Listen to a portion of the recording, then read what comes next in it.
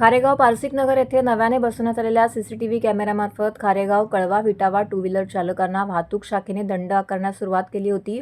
अनेक नागरिकांना याबाबत चलान आले आहेत. त्यामुळे नागरिकांमध्ये मोठ्या प्रमाणावरती असंतोष पसरला होता.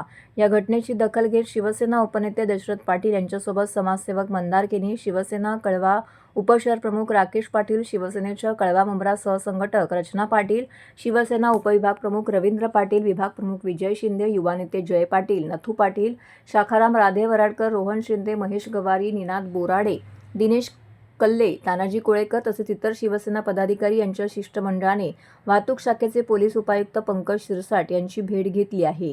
या विषयाचं गांभीर्य पटवून दिले आणि निवेदन देखील दिले.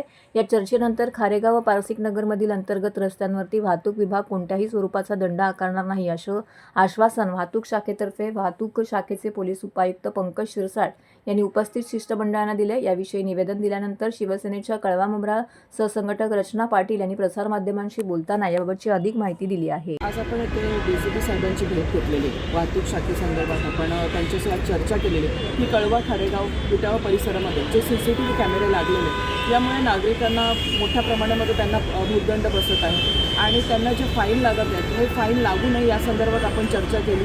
पण आता जे अंतर्गत कॅमेरे आहेत ते तसेच राहणार आहेत, पण त्याचं फाईन लागणार नाही आहे. पण नागरिकांना एवढंच आव्हान करतो ट्रॅफिकचे जे नियम आहेत वाहतुकीच्या संदर्भात ते तसेच राहणार आहे, पण त्या हेल्मेट सक्ती असणारच आहे आणि नागरिकांनी ते नियम पाळावे असं मी आव्हान करतो.